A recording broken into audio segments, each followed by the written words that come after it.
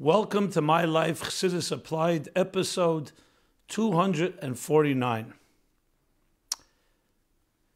We'll begin with announcing that this year has surpassed all other years in the essay submissions that have come in from all places in the world, including Russian essays this year, Hebrew essays, English essays, and the judging and evaluation of these submissions has begun.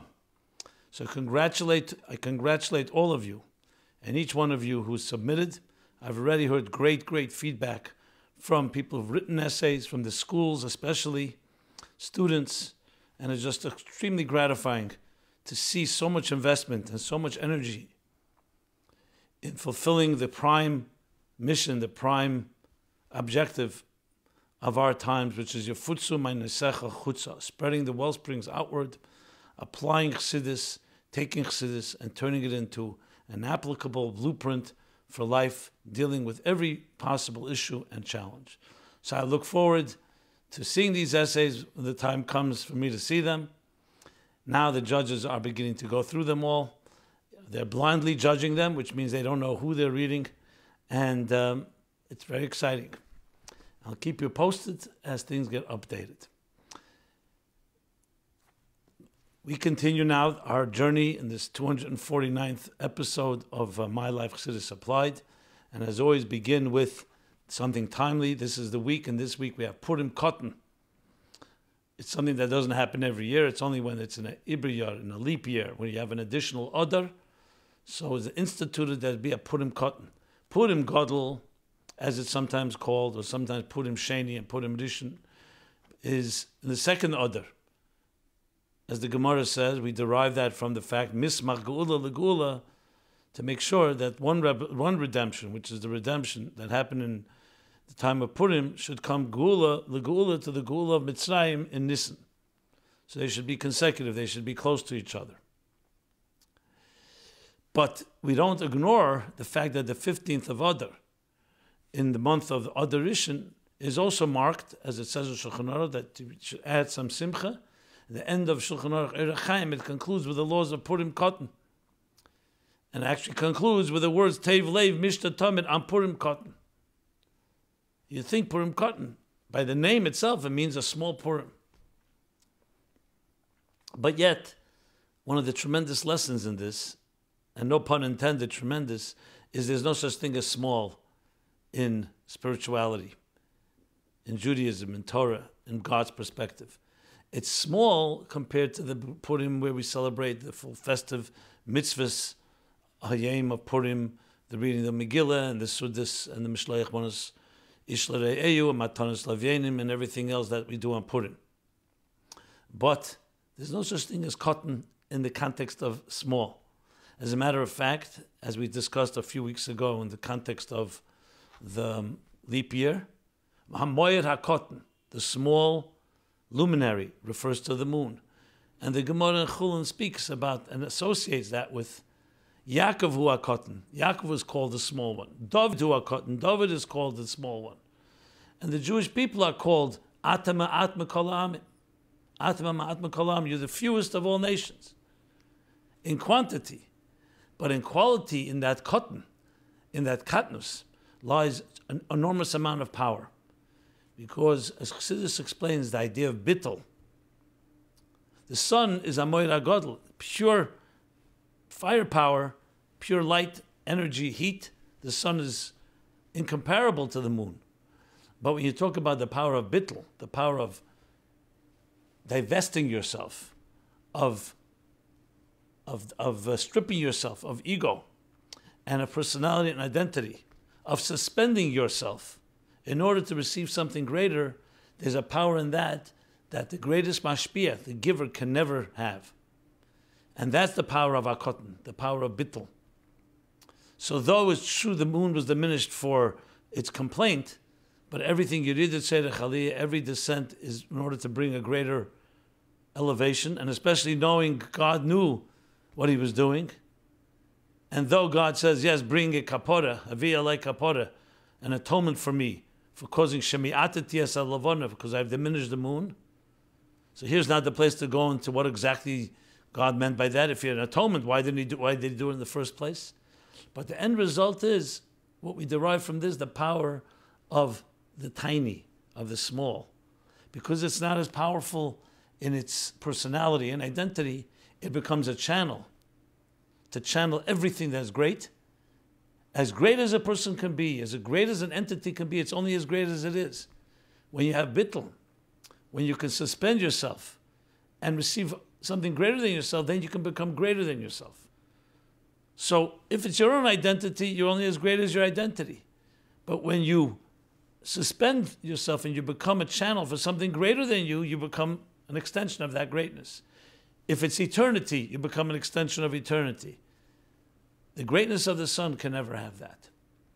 And that is also the Jewish people who are compared to the moon and count to the moon. And that is Yaakov hu Katan, David hu Katan, and Purim Katan. So though on one hand, obviously Purim Katan is not the celebration of the Yontav of Purim, but it has its own particular message. That even when it's so-called overshadowed by the second month of Adar, when the real Purim, or the full Purim I should say, not the real Purim, the full Purim will be celebrated, but in its katnus, in a sense in its humility, that's where we learn Tev Lev Mishta Tamid. A good heart is always celebrating. Or when you always celebrate, you have a good heart, however you interpret it. And as commentaries explain, that the beginning of Shulchan Aruch, of Eirach Chaim, begins with Tamid. Shavisi la'Hashem le'negdi samid. I stand nullified before you, or equalized before you, God. Tamid, always. And the end of the Chelik Eirach Chaim concludes with Shavisi, with Tev Lev Mishta Tamid, the two Tamidin. Like in the temple, there was a Tamid. Tamid was the permanent and constant daily offering. It was brought in the morning and in the evening, or before the evening. That's the mincha, shachris and mincha. So here too, it hints to the tamid of standing nullified before God, nullified bittul, which in turn brings to Tev Lev Mishta Tamid, the second tamid, which is expansion of joy. Because the greatest joy is when there's humility. Humility is not a selfish joy. It's not a self-indulgent joy. It's a true joy that you can really reach places that are beyond you. And that's how it explains in Chassidus. The idea, Vayusfu Anovim B'Simcha, the idea that Dafka people, specifically those that are humble, because humility allows you to get beyond your immediate discomfort, or you may say, why should I be happy? It's not so good. Humility allows you to transcend that and experience true joy. In a way, what we say every day in Shemoneh Esrei, we say, Nafshi ka'afel ha'kel tiyeh, psach libi b'seiresecha. May my spirit, or my spirit stands before you, is ka'afar, is like dust, shavisi Hashem lenegdi samid, a bittel, and that in turn opens psach libi b'seiresecha, like I said, because when you're an empty container and you're open to receive, then open my heart in Torah. The second tamid, which is Tev Lev Mishta Tamid. The lesson, of course, to each of us is that no matter where you stand, and even if you feel sometimes you're inadequate, or you don't have the keiches, the faculties or resources to achieve something, in that katnus, in that sense of lack, you can actually draw forth greatest power, because that's what humility does. That's what Katan does. And that's what Purim Katan teaches us, among other lessons. It's also Parsha Kisisa. So what's the beginning of Parsha Kisisa? Machzis HaShekel. What's Machzis HaShekel? There were donations offered, donations brought in the temple, and people gave, the wealthy gave more, the ones that had less wealth gave less. But it came to Machzis HaShekel, the half coin that was used at the time for building the Adnei HaMishkan, for the building the supports for the pillars, and later would be used for the Karbonos Sibur, in the Beis HaMikdash, to buy the collective offerings. Here it says, Machzis HaShekel, Ha'osher lo yarbe v'adal lo yamit. A wealthy person shouldn't give more, and a poor person shouldn't give less. But what's the significance of a half a shekel? So Chassidus explains, half is the sign of bittul, and God fills the other half. Aseh lecha shtei chatzetzes, chetzi tzuris. Chatzetzes are the trumpets that we read about in Parsha Ba'alescha, and the Maggid explains, chatzetzes is the word chetzi tzura, that we provide one half of the image, and God fills the other half. So it's a total partnership. As we empty ourselves and we feel half, that's when you get the completion. And you get completed by the other partner, which is the highest partner of all, God himself. And that's the same lesson. The idea of bittul leads to greatness. There's nothing as powerful as bittul. It's the only thing that cannot be eliminated. As the Rebbe once said, bittul kenish bottle werden. You cannot diminish bittul because diminishment is its personality. The more you diminish it, the more it becomes it. An interesting paradox. There's more on the lesson of Parsha Kisisa, but I'll leave that for the Chassidus question at the end of this program. Just want to refer you to episode 104, where I discussed as well Purim Katan and Tisa. All episodes are archived, so we have already 248 episodes archived. You can access them at meaningfullife.com/mylife. They can be downloaded, MP3s, podcasts, and it also includes other resources there, including essays of the past 4 years of submissions, as well as a forum where you can submit any question, any comment, completely anonymously, and we will address it, as is our tradition here, not to in any way censor anything that's asked, and every question is valuable. So please use the opportunity. I'll do my best to gather the sources and comment and address that particular issue. So with that, let us go into some topics of this week and a lot of follow-up as well. So I hope I left enough time so I shouldn't have to keep pushing over the follow-ups. The next question is obesity overblown?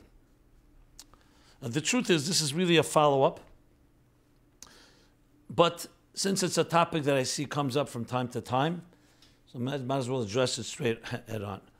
It's a topic I began discussing early back in episode 43, and then more in a different angle in 205 and 206, episodes 205, 206. And there I cited a letter, an answer from the Rebbe, basically saying that he feels it's exaggerated what some so-called experts are saying about the effects of obesity. So here's a letter that we received, an email that we received, or I would say a submission we received. Rabbi Jacobson, I don't recall whether I was listening to a current podcast of yours or an old one, but on the topic of weight, you cited correspondence that the Rebbe had with a woman where he writes that the correlation of weight and poor health is overblown. I thought it was quite the statement and couldn't allow myself to see the truth of that, as if the Rebbe needed my haskama. How can one not appreciate obesity's correlation with high blood pressure, with how blood pressure is elevated, with more frequent respiratory problems, gastro problems, etc., as medical doctors continuously emphasize? However, I recently came upon a book, and I'm currently reading this book, The Body Keeps the Score by famed psychiatrist Dr. Van der Kolk, where he hypothesizes that at times obesity can be a positive and weight loss a negative. And here are attachments. So I felt it appropriate, not again that the Rebbe needs Askama, but when you see how something from Teda, and the Rebbe coming from a Teda perspective, is corroborated by Chochma Bagoyim Taimen, by secular scholar, a secular scientist, a psychiatrist, it's definitely gratifying. And it shows also how certain truths begin to permeate a world that sometimes is not always open to the eternal truths of the Teda's approach. Now, the Rebbe did not say in that settle that obesity is chatchila mitzvah, and that's what everyone should be doing. He was talking about once a person is that condition, how to address it. I just heard as well today, someone told me there was a person who lost a lot of weight very quickly, and the Rebbe said it may not be so healthy to lose it so quickly, it should be done much more slowly. So here is from the book, but let me finish the person's letter to us. To see what may have been the Rebbe's point in secular scientific writings is interesting. P.S. I'm halfway through the book, and it's a great read on the subject of trauma. P.P.S. Love your program. So I'm going to just read an excerpt from the book that this fellow sent me. When problems are really solutions, this Dr. Kolk writes, or Van der Kolk. we should say. 12 years after he originally treated her, Felidi again saw the woman whose dramatic weight loss and gain had started him on his quest. She told him that she'd subsequently had bariatric surgery, but after that she'd lost 96 pounds. She'd become suicidal. It had taken 5 psychiatric hospitalizations and 3 courses of electroshock to control her suicidality.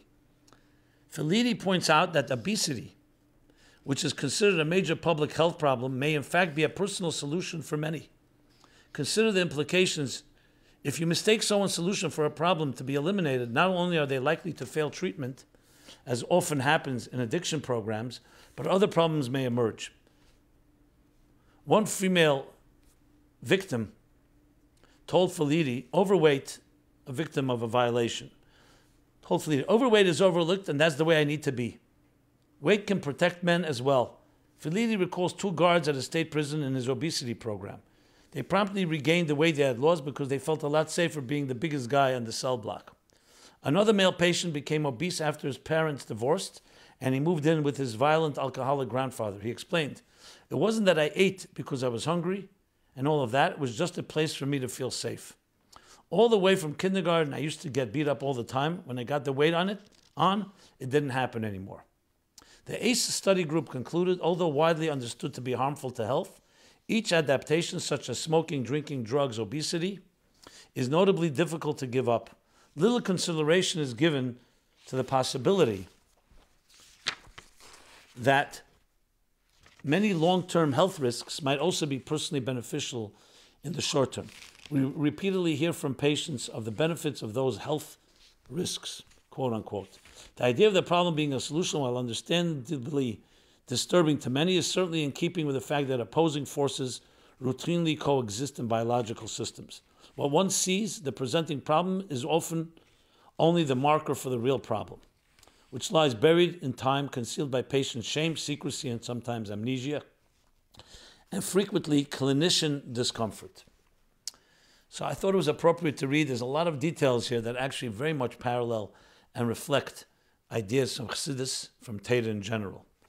So obviously I invite other comments and feedback, but I thought it was a very worthwhile reading this and another important addition and contribution to the discussion on this topic, which, as I said, I discussed in earlier episodes. Completely on a different topic altogether, meshichist. From time to time we get the questions. Some of them are very appropriate, some of them are a little weird. I think this one is on the weird end of the spectrum, but I don't want to silence any questioner, and I will comment on it. And I wanted you to also know, some people often ask me, why did you even read that question? Listen to the question and listen to my response. Just the question itself. A person has a question.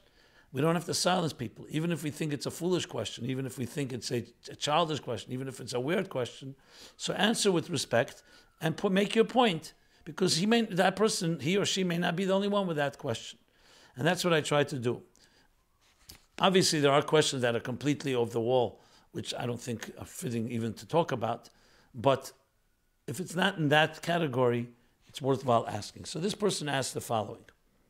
Is it inappropriate, in is in parentheses, so is it appropriate or inappropriate to refer to a meshichist rabbinic figure by a rabbinic title such as a rabbi, rav, or the like?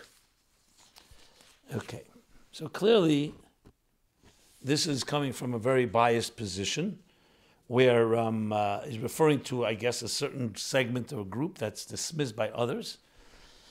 So I talked about the topic of what they call meshichisten, even though I cannot stand the title, I cannot stand the name. It doesn't come from the Rebbe, it doesn't come from Teda, from Chassidus. But since it is a language, a slang that's been used in the street, I'm referring it to it only for that reason. So I discussed this topic of 46 in episodes 46, 183, 185, and 186. So there's a lot more there. I'm not going to go through everything I spoke about there. But first of all, one of the Yud Gimel Ikrim is to believe in Mashiach, and not just believe, but imminent arrival. And we know what the Rebbe kind of fuss and the way the Rebbe accelerated that type of effort and that type of anticipation from the first Maimer Bos Lagani Tavshin Yud Aleph and throughout the Nesias in the Mems, not just to wait, but actively wait, and do whatever we can to bring the Geula. And I'm not going to repeat now all the Rebbe's language. So if somebody embraces the Rebbe's approach, is that called a meshichist? Why not? That's called a person who believes in Mashiach, believes in the way the Rebbe's directions to us in that regard, and that's that. However, I'm not naive. I understand that when meshichist and people mean either people who yell yechi or do other things that they see as radical or out of the mainstream, and maybe even distance others because of its so-called extreme nature. And as I discussed then, we have a Rebbe. What the Rebbe said we have to do, not more, not less. And that's how I look at it. There are things that we must do. There are things we're not allowed to do by clear directions of the Rebbe. And there are things called reshus we're allowed to do in case by case. Every location, every person, every situation, every person has to be looked at and seen what's the best way to encourage, to inspire, to get people motivated to do whatever they can to bring the Geula. So that's the balanced approach, which is based completely on the Rebbe. As I said, it's a way that you don't have to fall into any type of extremes. Your extreme should be your passion and your commitment, and ask only one question: what are you doing today to bring the Geula? With the methods that we know from the time-tested methods of Torah, mitzvahs, derech yeshara, the direct path, through learning Chassidus, through spreading Chassidus, through learning about Geula Mashiach, through living a life that is as close as possible to what the world will look like and what life will look like when Mashiach comes. So this type of question in that context, what are we referring to? Who's deciding whether this is appropriate or not appropriate? If it's appropriate, so then if the person's Arov, he's Arov. And that's that. If it's inappropriate, so then I would phrase the question, are we in the position to go determine who can be called a rabbinic figure? What happens if a person is not a meshichist? I'm asking the questioner. But he does other things that are not so appropriate. Can you call him a rabbinic title such as Rabbi, Rav, or the like? So that's a question, halacha. There's no question that a Rav can cross a line and behave in a way that's completely not fitting, and then maybe he should not be called by that name because of the Chil Hashem and so on. But there are laws governing that. It's not up to us to determine who we decide we're going to title or not title. And what are the conditions necessary? Someone believes that the Rebbe is Mashiach. Someone believes that Mashiach is about to come. Firstly, who says there's any problem with that in the first place? Halachically. So the question, I read the question, but my response is equally as adamant and saying, number one is what means Meshichism. Number two, who are we to determine what is appropriate, what is not appropriate?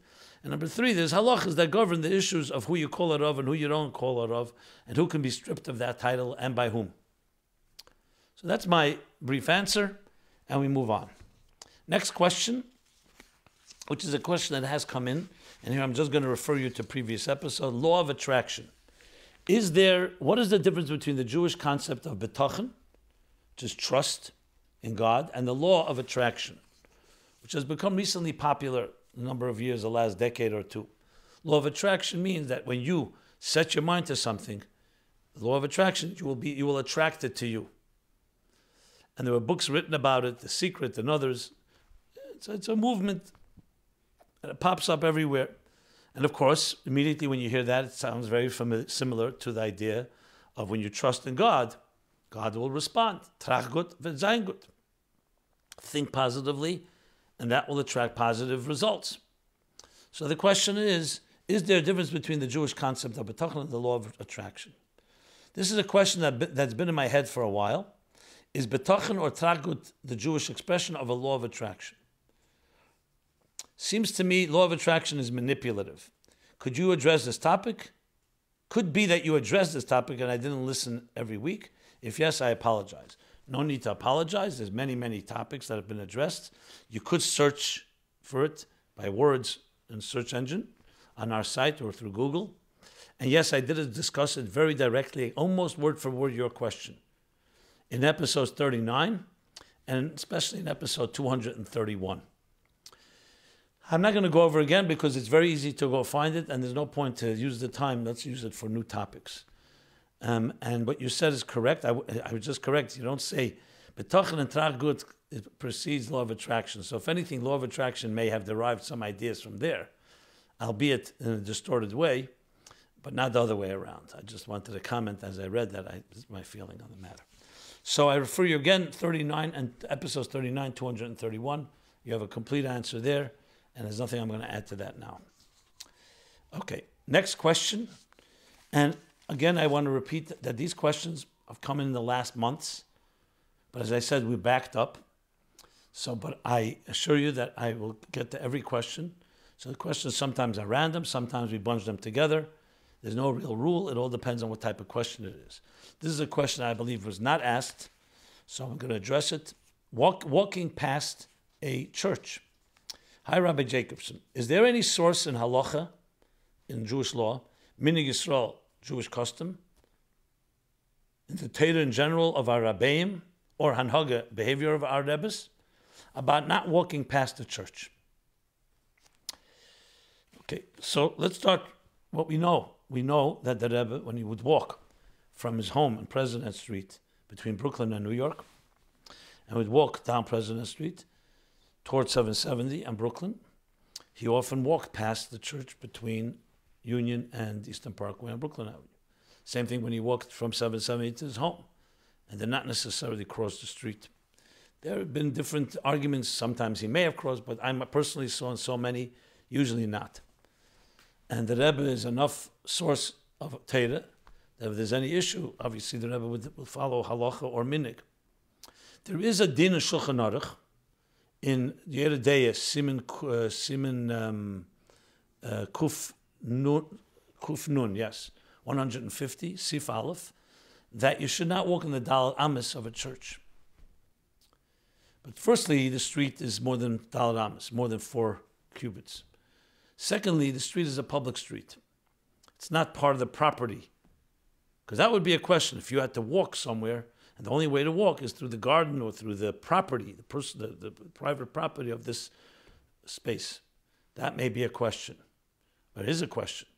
There's also laws about not having hana, enjoying anything that comes from that. And the reason, of course, is because for a Jew, the Trinity and the beliefs of the church are considered to be idolatrous. There's a question whether it is so for Christians. But today as well, that Ramah already paskened that meaning of a saying b'yadayim, which is another discussion. And even for them, it's more of a ritual and tradition rather than necessarily a belief. But regardless, the issue is based on what we've witnessed. It doesn't seem like there's an issue, and there's no one that actually states anywhere there is an issue in this type of circumstance, especially in our world where, as I said, the street is off. It's a public street, and that's the answer to that question. Okay. If anybody has more information on this, either answers, letters, notes, observations, please, this is the point of this whole program, to get as much as possible information from anyone that may have it. So I would welcome any comment, and I'd share it next week or whenever I receive those comments. Another question, unrelated as well, separation of families. Okay.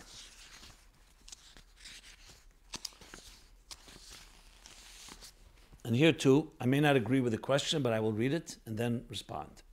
How should a Jew react? How should a Jew react to the separation of families? Let's be more specific.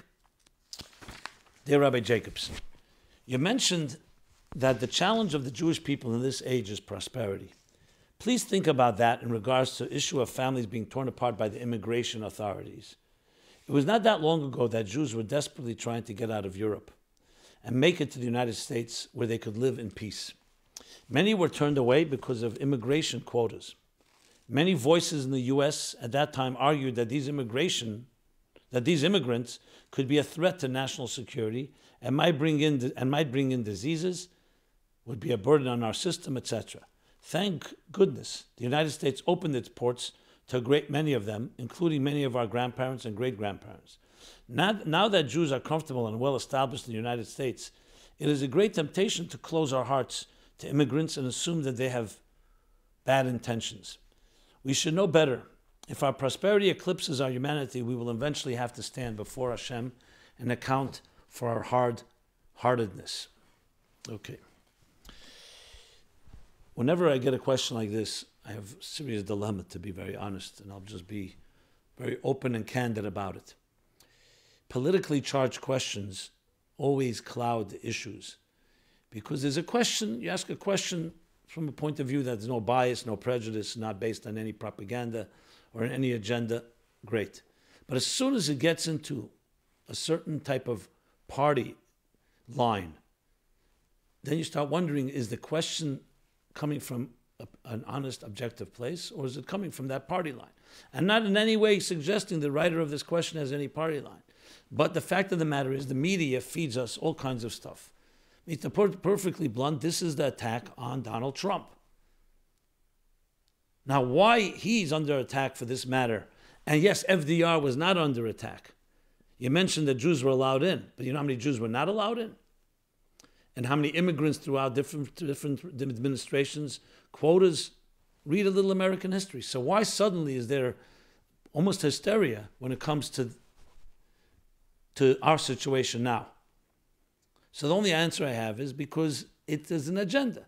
And if it's not immigration, it'll be something else. And there is definitely a very deliberate effort to criticize and undermine anything Mr. Trump tries to do. I am not a Mr. Trump lackey. I'm not saying everything he says is right, but you have to also be objective to know if someone says everything he does is wrong. He's bringing up an issue which is not the first president to address it. He may be the first one that's doing it more aggressively. He does it perhaps unorthodoxly. But if you're going to be fair, then go through all the administrations and see which presidents had very, very strict immigration policies that were criticized at the time for exactly this reason. This country, not just Jews, this country is a land of immigrants. Frankly, the immigrants came and killed the natives. We're not even going to go to that.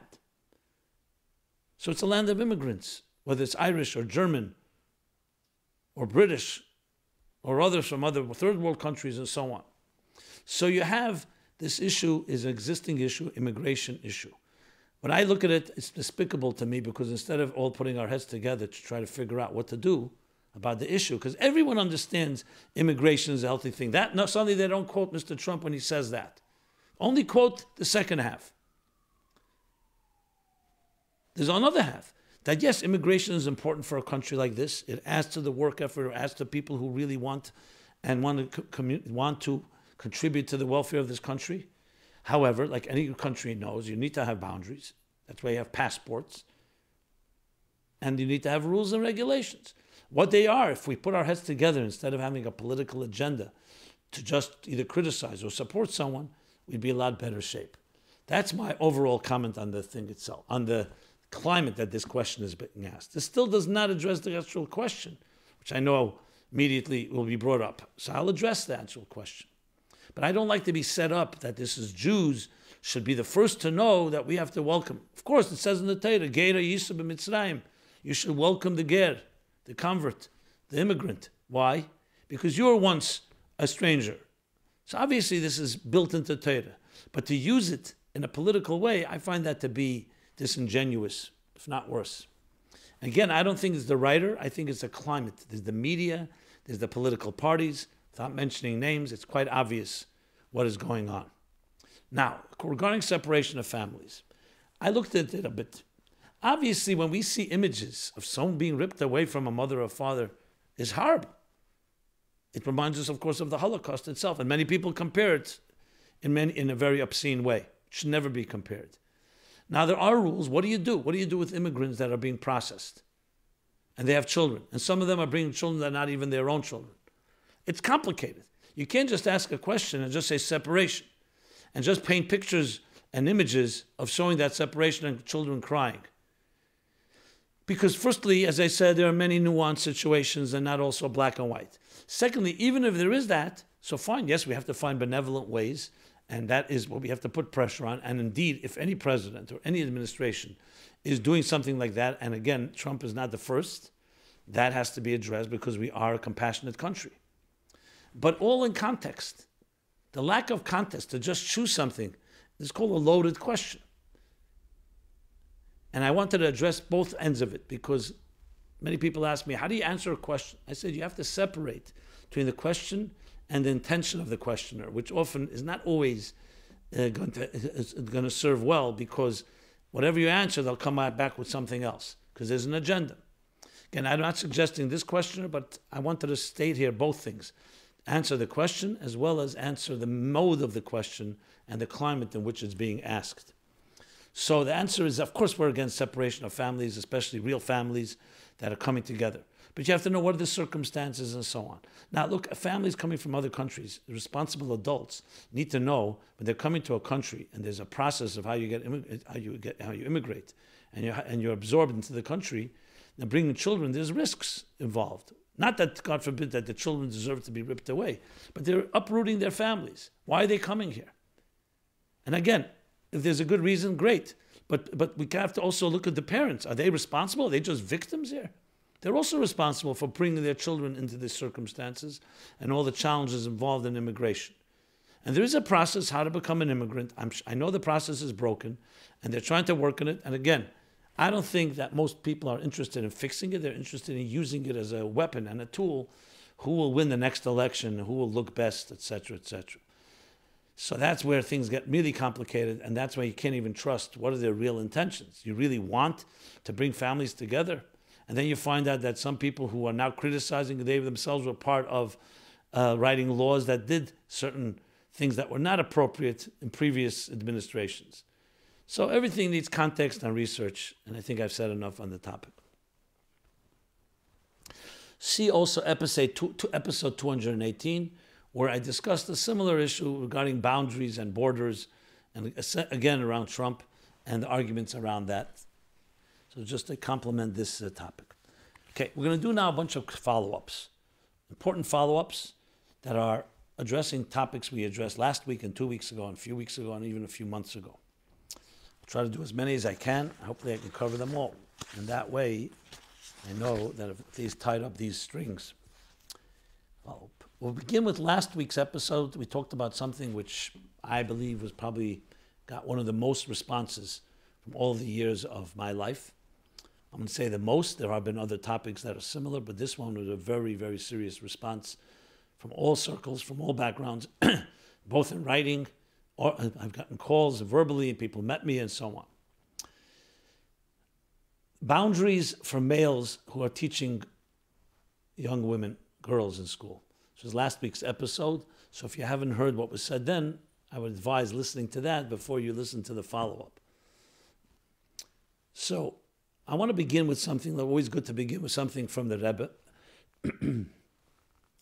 I saw a video of a fellow, a Chassidic Yid, looks like a son or grandson of a Rebbe, a good Yid, and says to the Rebbe that based on the Rebbe's edict of Yefutza Meinesecha Chutza to spread the wellsprings outward, and be Mekarev Eden of all backgrounds, what do you do about speaking to women and the issues around women, the meshichist and so on? He doesn't say that. He says women, about speaking to women.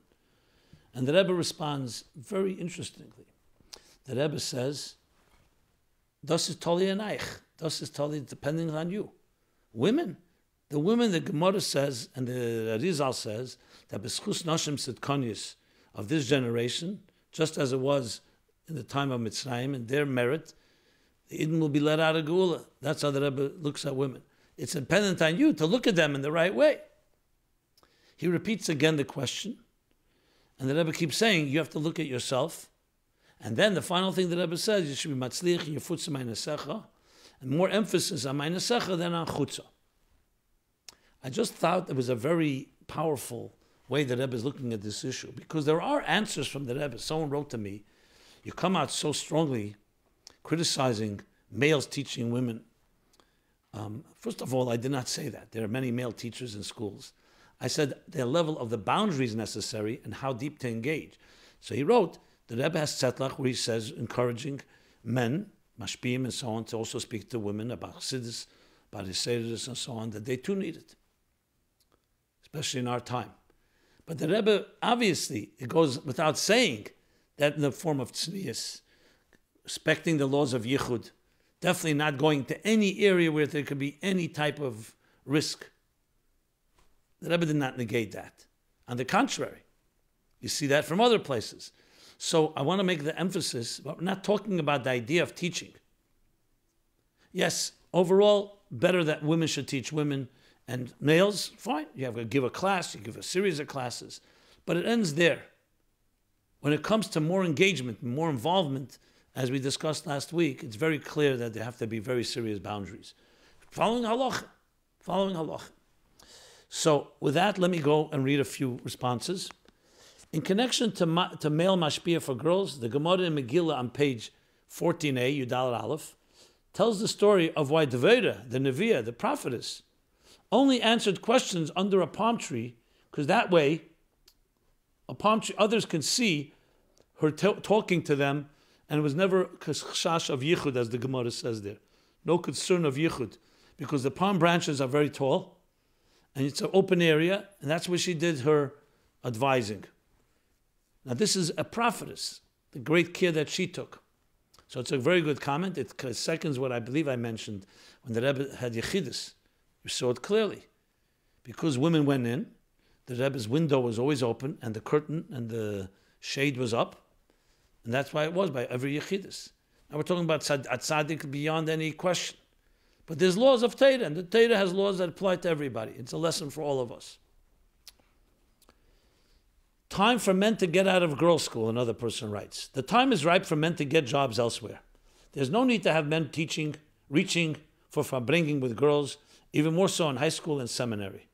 This is not okay, it was never okay, and it should not be tolerated at all. Signed, Shliach. Another person writes, very good topic. This includes people that call themselves rabbis and anoint themselves as therapists.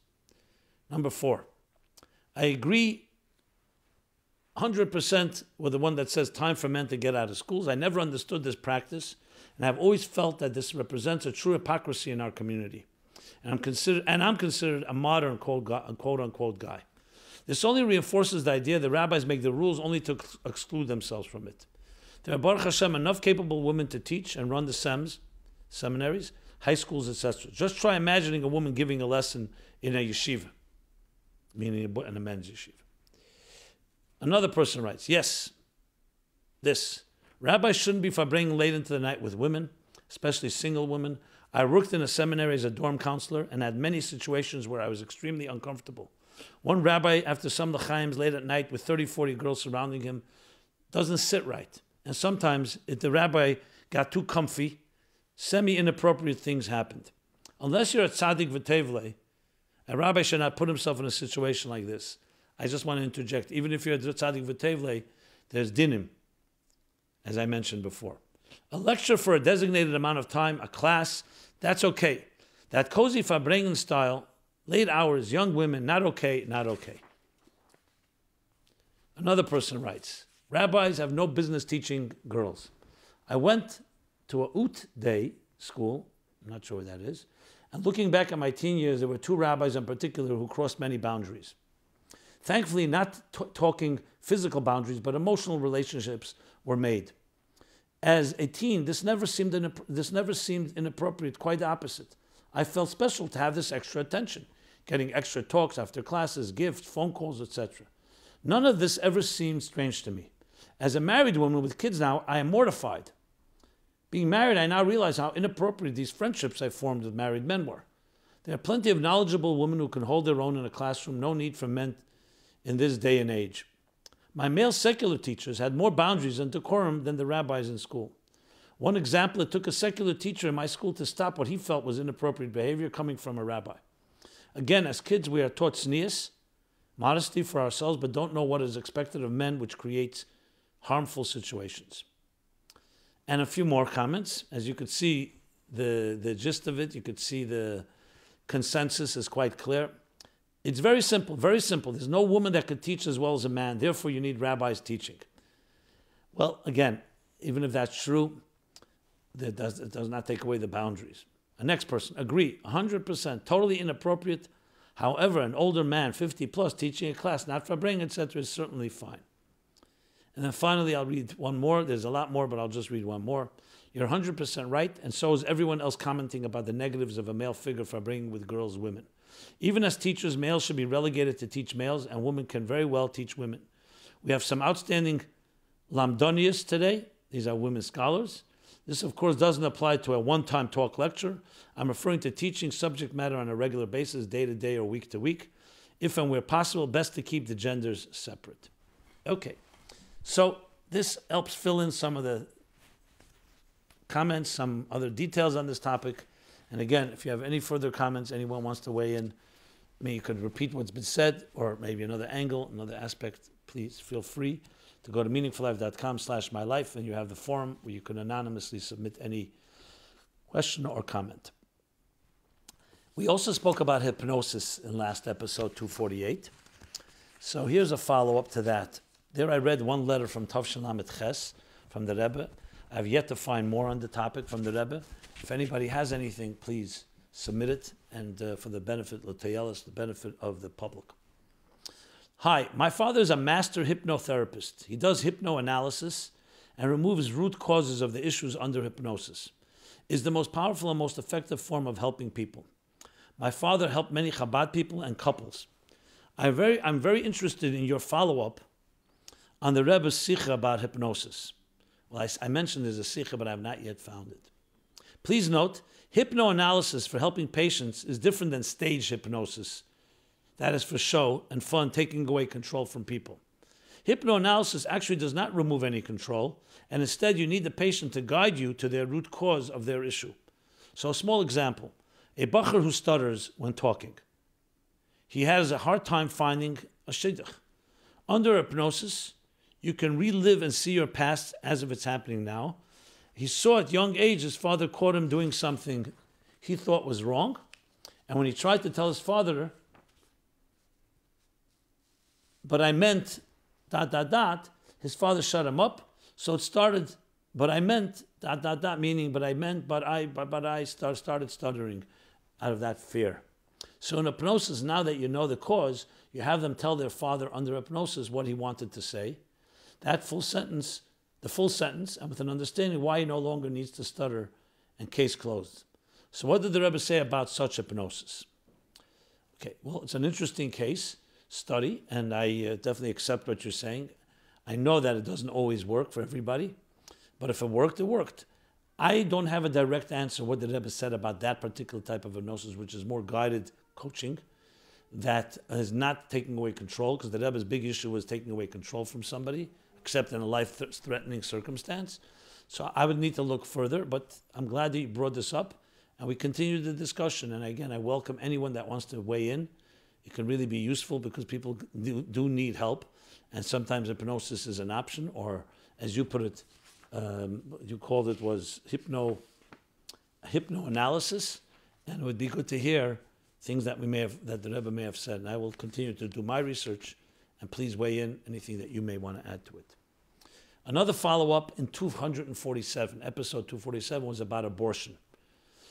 So there's one question that I did not yet address, or one comment I should say. Hi, Rabbi Jacobson. I heard your very logical and cogent response about abortion. And one thing struck me. When it hurts, we cry out. We cry whether our response will be effective or not. We cry simply because it hurts. We have sitting elected officials that have taken disgraceful positions regarding infanticide, including the position that babies that are already born can be aborted, God forbid. This is applauded as a woman's choice, quote unquote. Future generations will look back at ours and recognize this barbarism. It's shocking to me that every religious Jew and every religious person and organization of every religious persuasion and denomination does not rise up and fight this.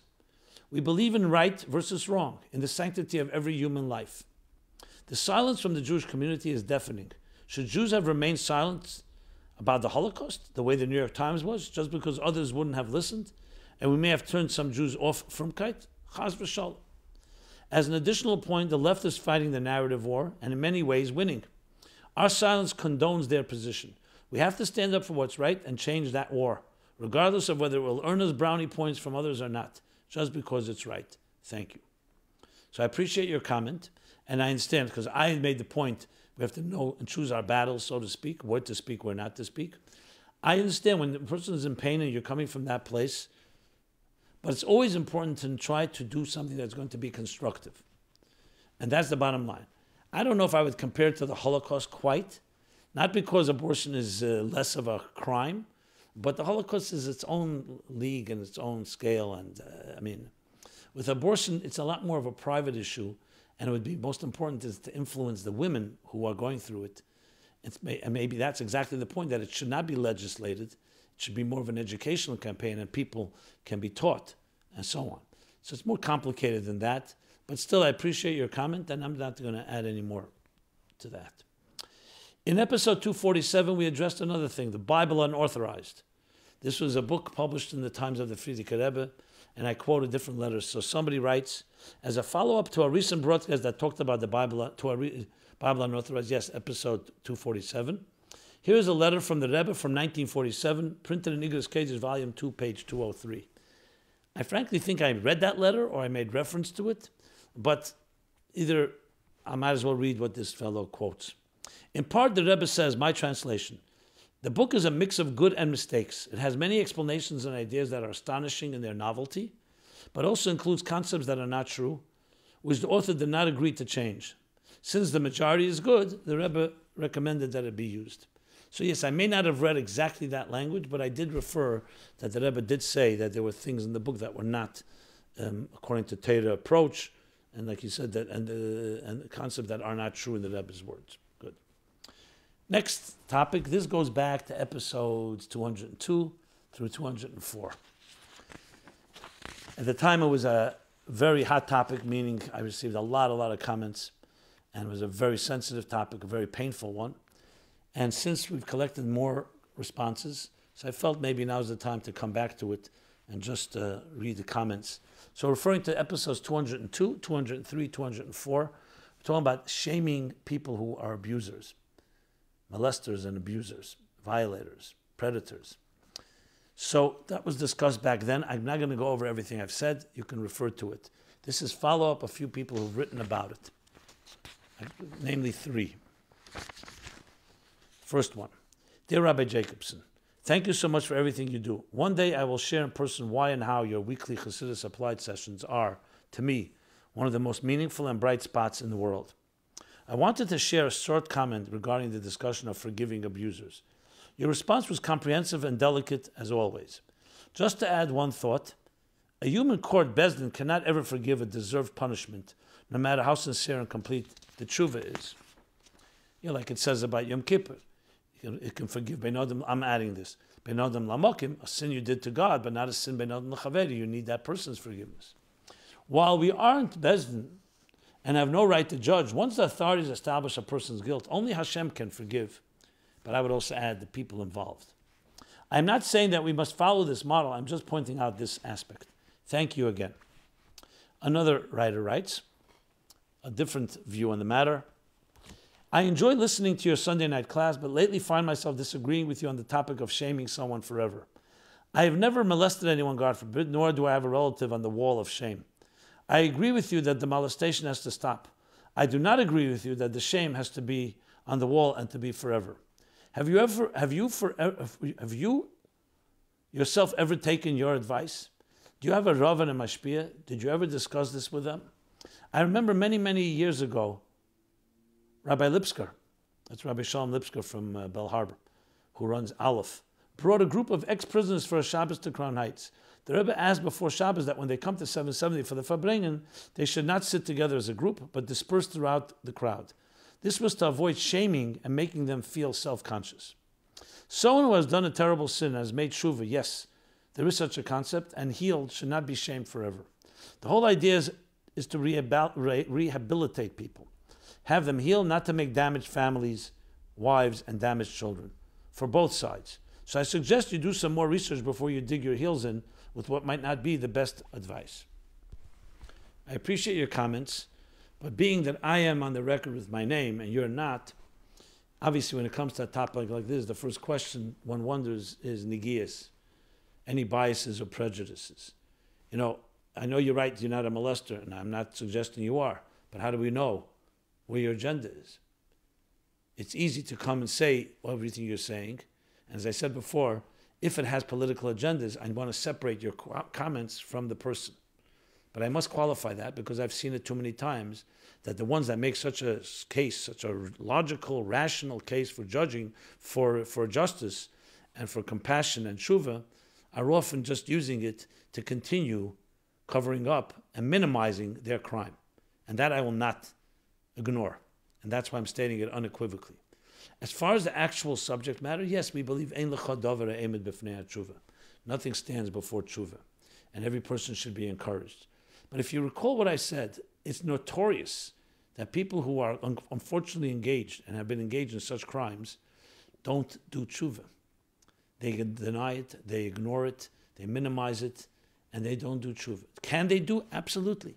But sometimes they need to be compelled to do it. And if shame works to protect other people from these molesters or from future ones, then you have to wonder who's the innocent ones that have to be protected. The people who did the molesting and maybe doing tshuva, or the ones that are for sure innocent and definitely should not be subject to this. So we have to weigh a lot of factors here. And I think if we're rational people, you're talking about going to Arav, Mashpia, let's take it all together and not try to create a certain narrative that works for certain types of people. Everything has to be taken in balance. I'll be the first to acknowledge, and the happiest person, if I heard somebody has rehabilitated themselves and somebody has really done tshuva, and to the point that not only are they no longer a threat, but they actually become a force for good. Who would not celebrate that?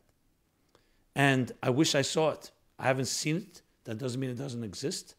But I would love to be able to identify such an approach, because that would be, of course, the objective and the goal. Unfortunately, we see too much of the other extreme. So we have a perfect world. We're not in a perfect world, and we're trying. What we have to do is try our best on all angles. I'm not the authority on this topic. I discuss it as balanced as I can, and I shared the different angles on this topic. And I read the comments, so everyone can weigh all the issues and do it in a sophisticated way, but in an objective way, without any other hidden agendas. Follow-up child abuse. One more comment on this, and this I am going to cover the follow-ups, thank God. Hi, Rabbi Jacobson. I want to comment on the discussion you had a while back on child abusers as an introduction to my comments.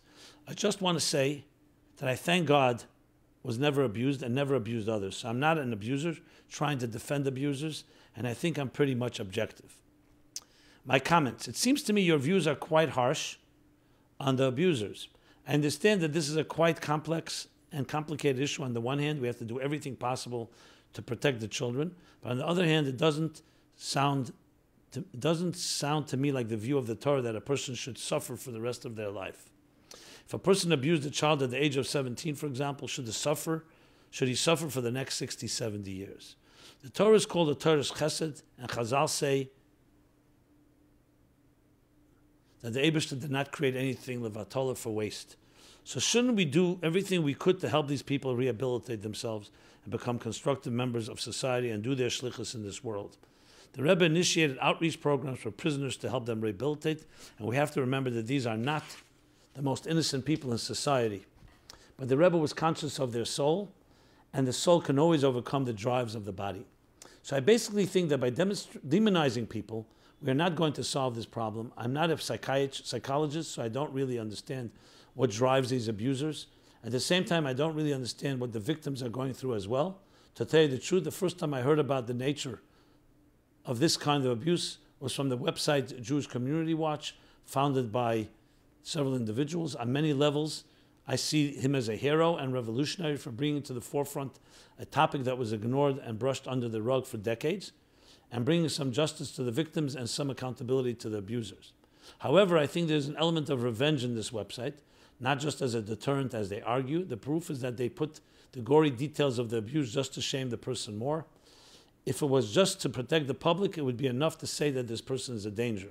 Obviously, an abuser cannot have a job around children, so I was thinking if an abuser is living in a community, for example, the school should send letters to the parents in that community saying so-and-so is an abuser.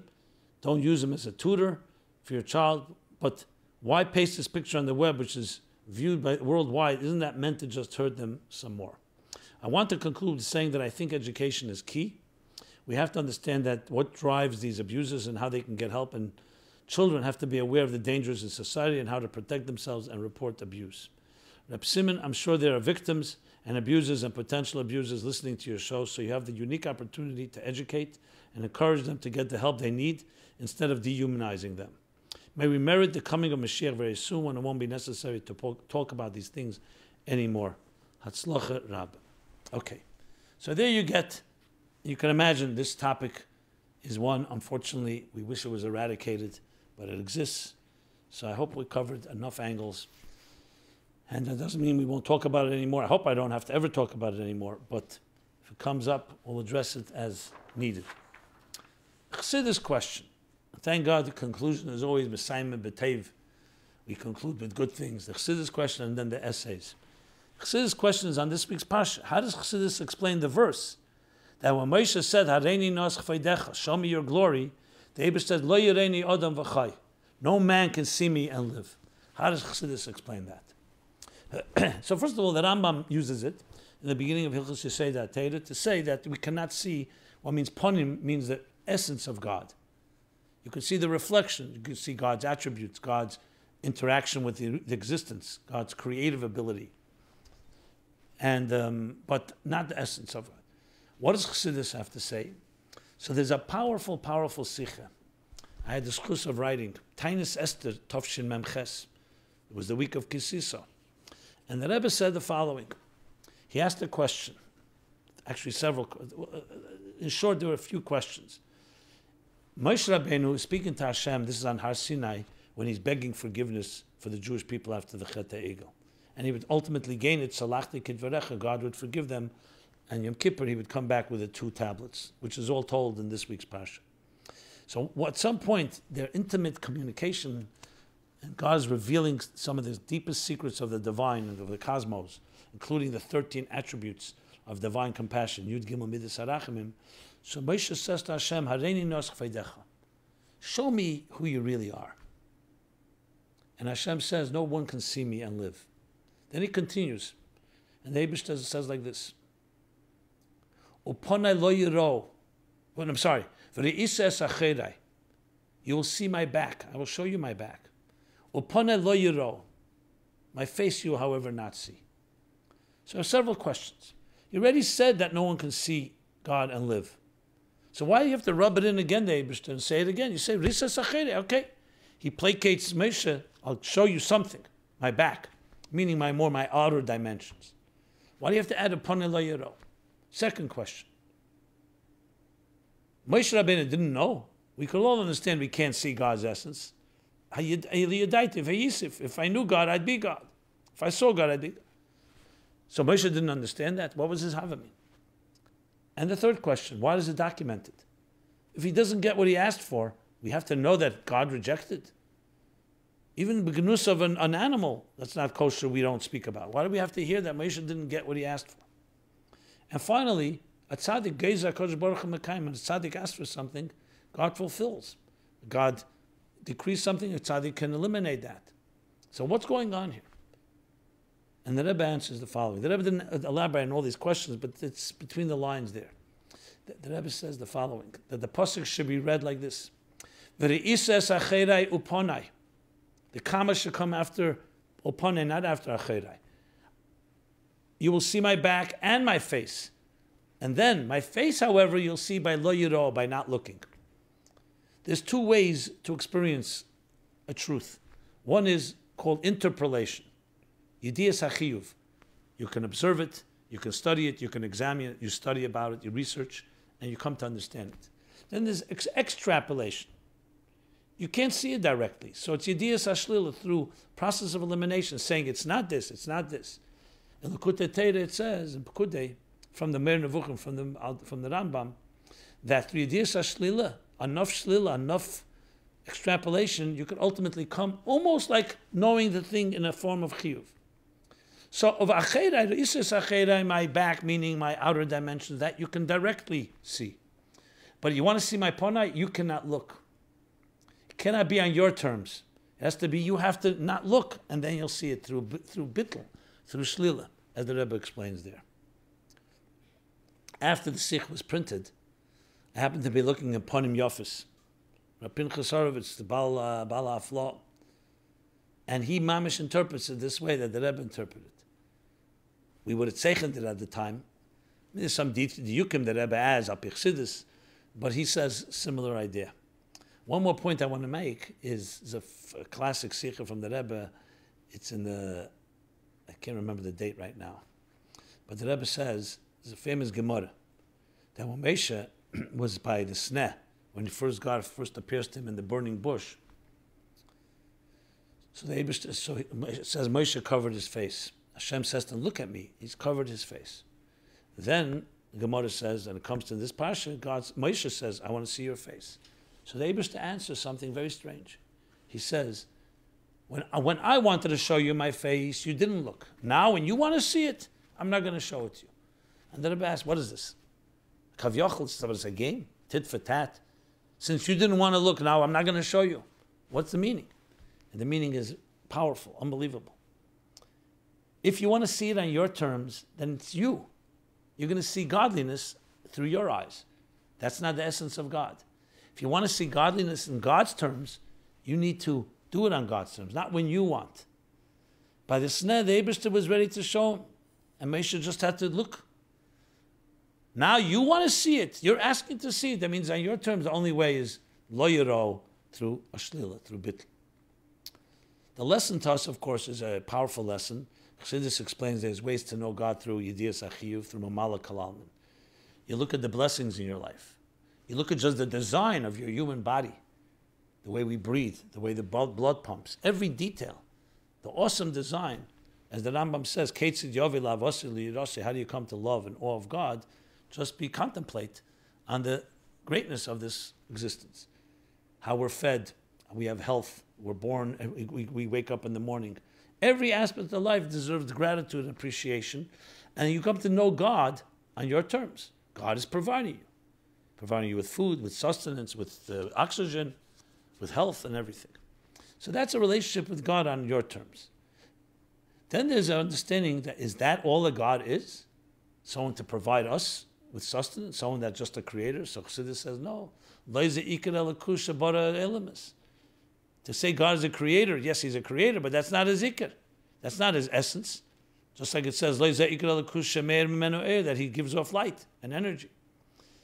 So there's another dimension where you come to discover through process of elimination, there's no way that God is just there to serve us. This God that created it all, you have to say is beyond it all. And that teaches us to relate to a God that is a completely different reality. That's getting closer to seeing the face as opposed to the back. Now, of course, back and face, the back and front are relative to each person.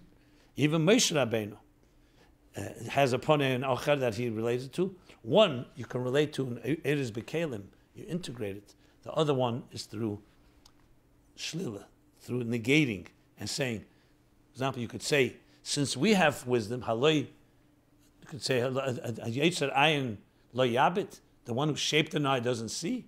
If God shaped an eye and we could see, so for sure God sees. But then you come to a conclusion, God has eyes like us? No.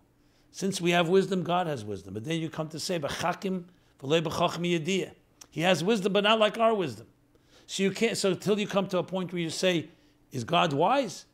He's wise, but not like we're wise. Or you go even further and you say, you cannot say God is wise because that defines wisdom in our terms.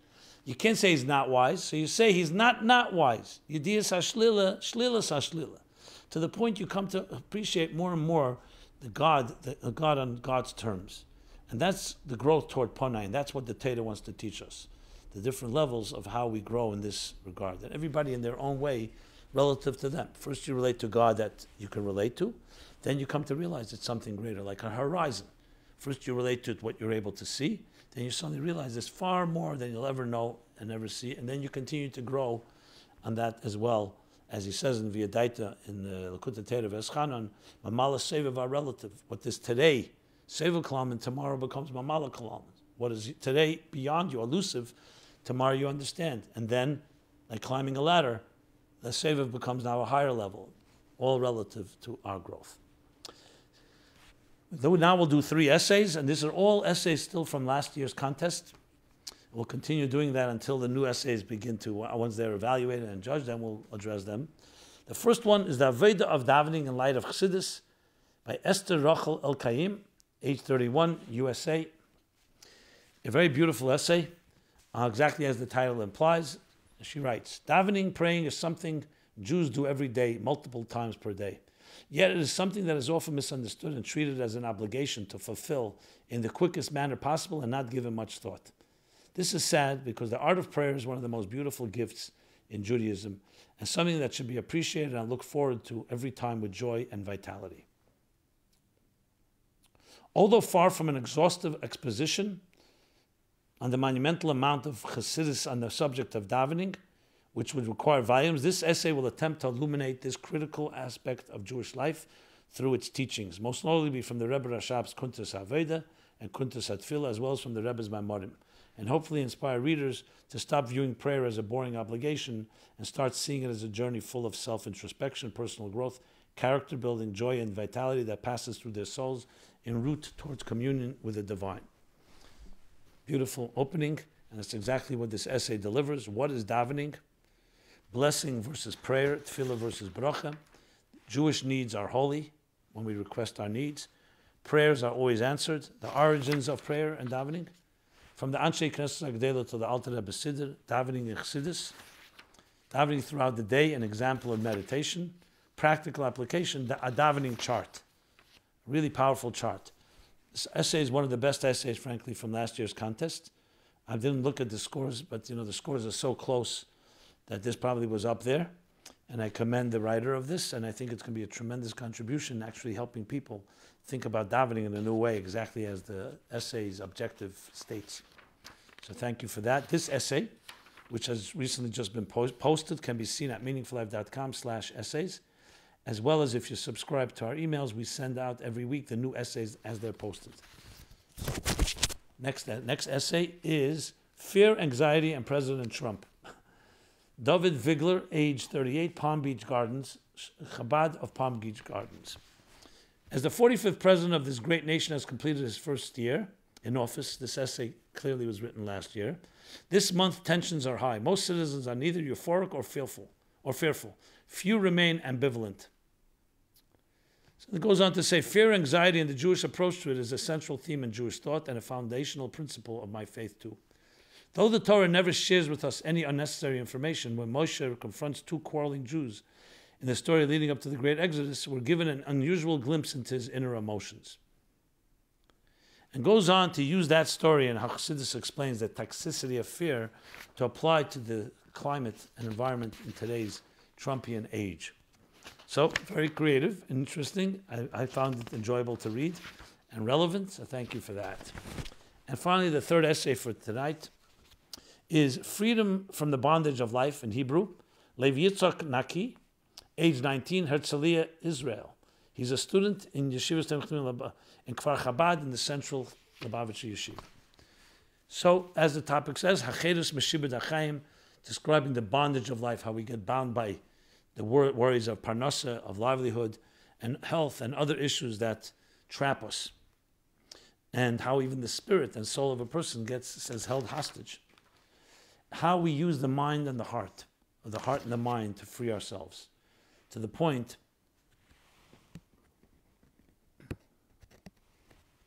that a human being has particular strengths that allow him to free himself from the trappings of this world, including social trappings, as he describes at length. So another wonderful essay. Thank you. And with that, we conclude this week's program, episode 249 of My Life Chassidus Applied. There's a lot of interesting questions that are coming in about recent events, so look forward to topics from mic drop to vaccination and others in coming episodes. It's always an honor to be part of this and help this continue, taking Chassidus, applying it to life. As I said, the contest of this year has been concluded, and I congratulate everyone that participated. You can already begin writing your next year's essay if you like. Even Mashiach comes, I'm sure there'll be essays on Chassidus, applying it to life. And everyone should have a continuous Freilich Chodesh Adar, Mishanichnas Adar Marbim B'Simcha. Every day we grow in others' joy, coming to Purim Katan and its particular dimension, and then we go into Adar Sheni. Next Shabbos will be Shabbos, the week afterwards will be Shabbos Mevorchim Adar, in 2 weeks, and Adar Sheni, and leading us into Purim, and then into Geula, and shall all lead us to the Mismar Geula, the Geula to the Geula Amitis Vashlema. Thank you very much.